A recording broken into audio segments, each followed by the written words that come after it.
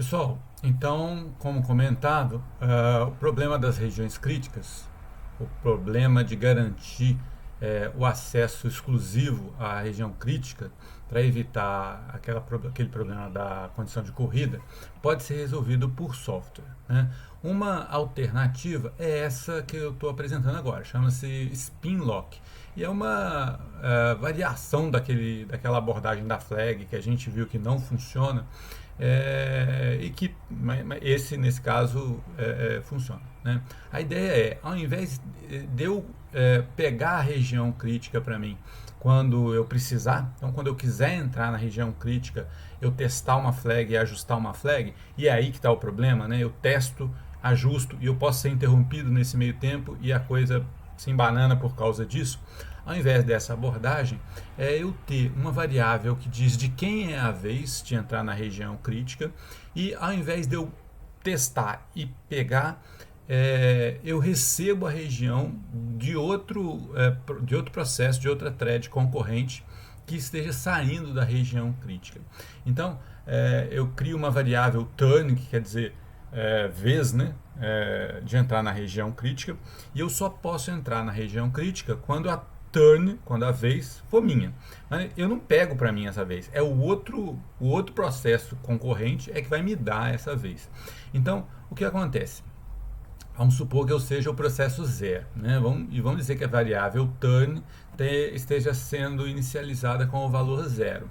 Se isso acontecer, ele vai ficar aqui enquanto for diferente de zero.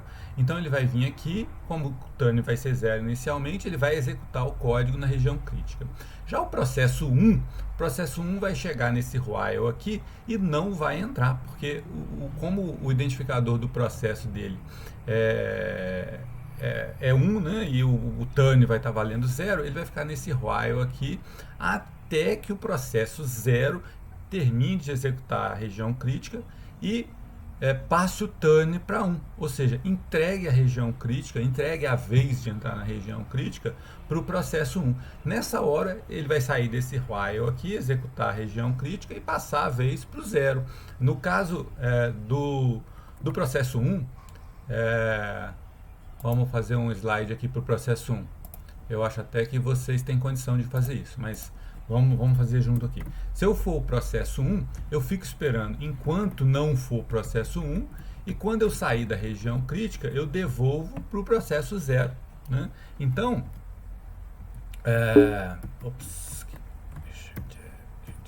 Shift F5. Tá.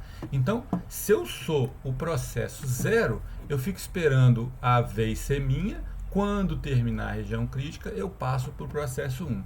Se eu for o processo 1, eu fico esperando a vez ser minha. Quando eu terminar de executar a região crítica, eu passo a vez para o processo 0.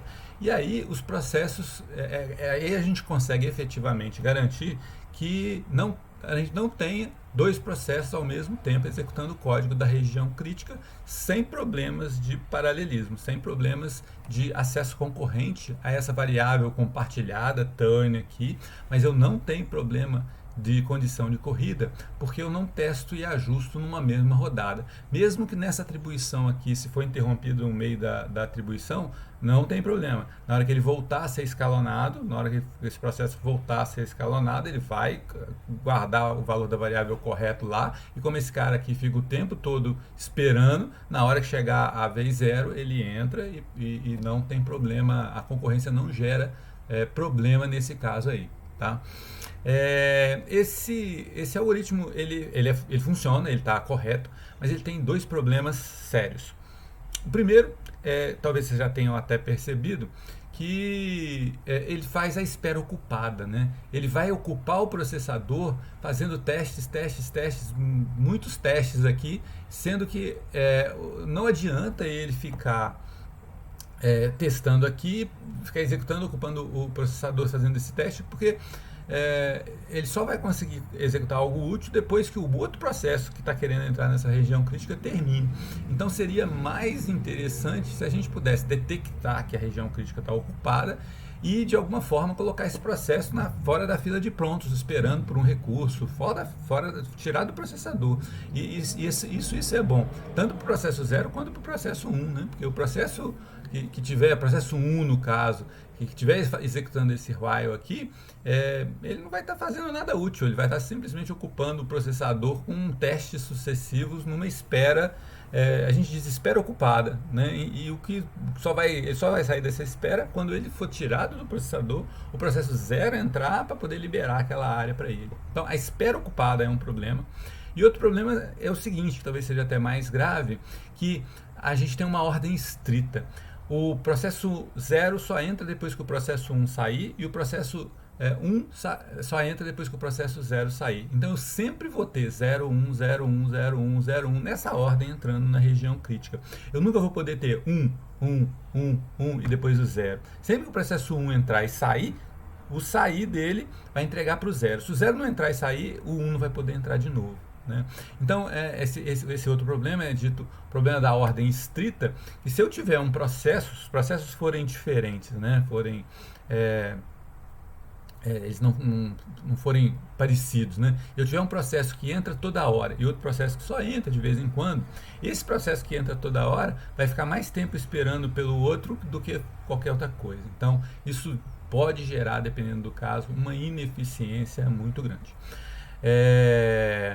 Eu vou sugerir como exercício que você crie rotinas semelhantes para mais processos, né? Isso aqui funcionaria se eu tivesse 3, 4 processos competindo por uma região crítica, ou tendo que compartilhar recursos e tendo que o acesso a uma região crítica tendo que ser controlado.